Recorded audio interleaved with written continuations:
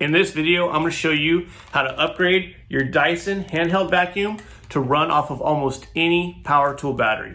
I'm also going to talk about if this upgrade is right for you, the pros and cons of doing this, and an adapter model that's available on Amazon that you might want to stay away from because of a design flaw for a Dyson version 6. I'm trying to make this as quick as possible, so let's get started. So a little back history about this Dyson. It's a version 6. Last year I changed the battery on it because the old one wasn't charging. This battery worked good for about 8 to 10 months, and then I noticed a power drop in this battery. The high would only run for a couple minutes, but you could run it on low. It just died. But you could run it on low for a little bit, maybe 10-15 minutes, but the high, the max, would drain this battery. Now the good thing about just doing a battery replacement is it still fits in your old docking station. Once you change this to run off of a DeWalt battery, or any other battery for that matter, it's not going to fit in this docking station anymore. So that would definitely be a con in my book. If you're just using this around the house for quick little cleanups, I would definitely recommend just changing the battery. And I'll put a link to the video of the battery replacement I did for this DeWalt version 6. It's an SV04 battery in the description below. But now if you're going to use this to vacuum out, like let's say a boat or an RV, something where there's a lot of sand or a lot of heavy debris and you like to use the max, I would definitely recommend changing this over to a power tool battery. Because one, they're a lot bigger. You could probably get a lot more use out of it per charge. Two, a lot of people normally have these at home and it's pretty inexpensive to do. Now I have two different models here.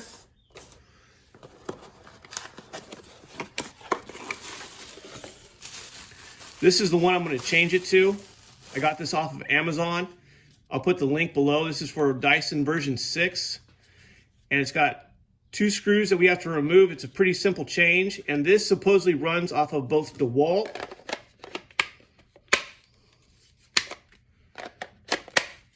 and Makita batteries. As you can see, it fits on the 6 amp hour battery, which it's a pretty big battery. That should run for a while.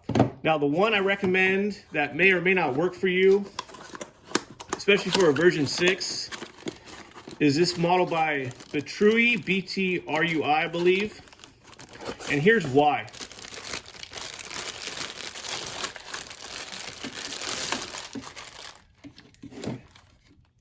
As you can see, it's a lot bigger. I believe it only runs off of the DeWalt batteries, where this model will run off of DeWalt or Milwaukee's. But the difference is in the front. This front is for a version 7 and up, I believe, where it has 2 front screws on it, but it has a version 6 back. So this is basically only held on with 1 screw in the back, which I think would be a really heavy to run a battery this size. It might break or cause the frame of the Dyson, the handle, to crack or break, and I just didn't really like it. It might work for you, especially with a smaller battery. I don't think there would be an issue with a smaller battery, like the 1.5 amp hour. It's a lot lighter, won't run as long, but it fits in there nicely. I didn't like this, so I'm not going to use it, and you can make the decision for yourself once you have that information. But there's a model for almost any vacuum with any battery combination. You can see the version 6, version 7, and 8 series. It's compatible with Makita batteries, DeWalt, Milwaukee, Bosch, Black & Decker, Porter Cable, Stanley 18-volt battery, a Works 18-volt battery, Craftsman 20-volt, Einhell 18-volt, Greenworks 24-volt, and a Snow Joe 24-volt. I've also seen models for Cobalt and Flex as well. So if you have a power tool at home, you can definitely get this Dyson to run off of it. So let's get into the change. It's pretty simple.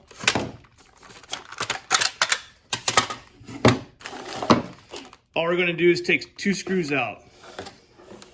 One in the back and one in the front. To get to the front, we have to release this canister, which is pretty simple. Just click it once to release the bottom, Again, to release the canister, tilt it forward and kind of just wiggle it out. It's got to get off of that hook, so you got to kind of push it forward and then bring it down.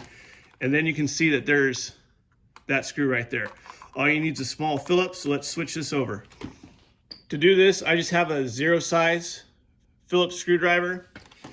I'm going to take this screw out of the back.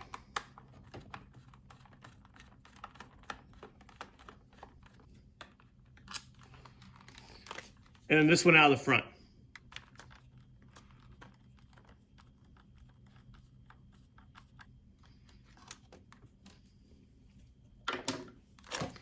Pop this out. And here's another look at that. It fits in there nicely. It just, there's no support on the front of it. So there's a little bit of wiggle in there. Could probably start cracking this case. I don't like the way that fits. So I ordered this model, and the link for this will be in the description below. Then we just put this screw back in here. Now I'm reusing these old screws that I have, but the adapters do come with new screws if you want to use new screws.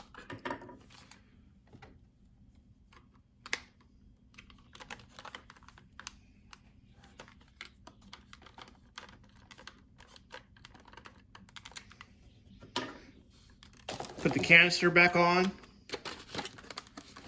See a little lip, push it in, lock it in. Now let's see if this thing works.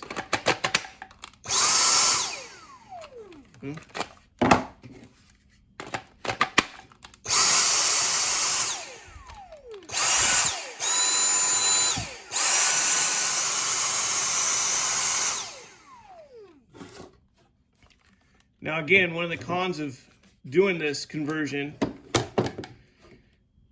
is it won't sit flat anymore. It kind of sits at an angle, which in a garage, I don't see an issue with that. In the house, might be something that's a deal breaker. Once this adapter is put on, it won't fit back into the original charging station. So the docking station and your equipment holder, you won't be able to use that either. You just got to kind of decide if this is right for you. Since I'm going to use this to clean out a boat or an RV, I'd like to have the extended range and be able to use it for a while before I have to go charge it. And that's it. Pretty simple and straightforward, pretty easy to do. As you can see, this upgrade is very easy. All you need is a little screwdriver, and you can change this to run off of almost any power tool battery. If this video helped you out, if you can like and subscribe, it'll definitely help out the channel. My name is Matt.